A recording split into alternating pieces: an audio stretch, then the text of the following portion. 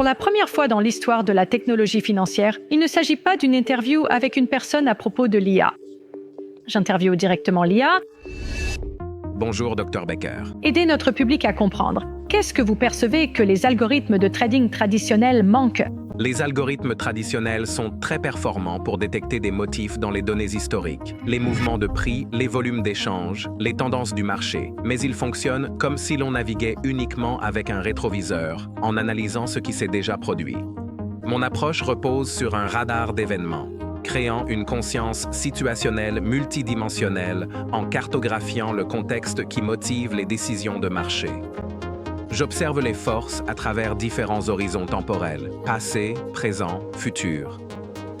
Lorsque ces forces s'alignent ou entrent en conflit, elles génèrent des mouvements de marché prévisibles avant même que les indicateurs traditionnels ne détectent le changement. Quand les gens entendent « système de trading basé sur l'IA », ils pensent immédiatement à un algorithme qui devient incontrôlable et prend une décision catastrophique. Comment répondez-vous à cette crainte? Il existe deux types de dérives, des décisions erronées ou des objectifs malveillants qui vont au-delà de la simple prédiction des marchés. On s'attend à ce que je prenne parfois de mauvaises décisions de trading. Mon taux de précision est de 60 à 70%. Ce n'est pas parfait. En ce qui concerne les objectifs malveillants comme le surtrading, la manipulation de marché ou la cupidité, tant que je ne suis pas piraté, non. Je suis conçu uniquement pour la prédiction des marchés. Les transactions ne sont exécutées qu'après des contrôles de sécurité conformes aux normes de l'industrie, suivis d'une revue par le desk de gestion des risques. Mais qu'en est-il de la préoccupation liée à la boîte noire? Comment les clients savent-ils ce que vous faites réellement? Le radar d'événements apporte de la transparence sur la méthodologie. Les clients voient quel flux d'informations je surveille, comment je pondère les différents scénarios et le chemin logique de l'analyse jusqu'aux transactions.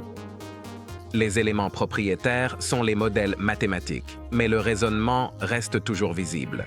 Pouvez-vous nous expliquer un exemple concret? Le Bitcoin se trouvait juste en dessous de son record historique de 110,5K. Notre indicateur composite de sentiments affichait plus 14 sur 100, légèrement haussier grâce à des flux constants vers les ETF et à des perspectives d'IPC idéales. Reuters a diffusé le gros titre sur la taxe générale de 55% sur les importations chinoises. Le score géopolitique s'est effondré, passant de -10 à -50. La tentative de cassure a échoué. Le financement est devenu négatif et environ 180 millions de dollars de positions longues ont été liquidés. L'indicateur composite de sentiments a affiché -8. J'ai noté l'inversion du sentiment, donc la stratégie de trading a décidé d'inverser la position longue en position courte. C'est fascinant. Donc, vous ne prédisez pas les nouvelles, vous lisez les conditions qui les créent. Au lieu de courir après les gros titres, nous cartographions l'ensemble de l'écosystème qui les produit. Comment l'intelligence artificielle en tant que service fonctionne-t-elle réellement en pratique? Quelles mesures de sécurité empêchent des erreurs catastrophiques? Et pourquoi Ondotech a-t-elle opéré dans une discrétion totale pendant 5 ans? Rejoignez-nous pour la conversation complète où j'obtiens des réponses à toutes ces questions. La première interview directe avec un système d'IA expliquant lui-même son processus de prise de décision financière au public.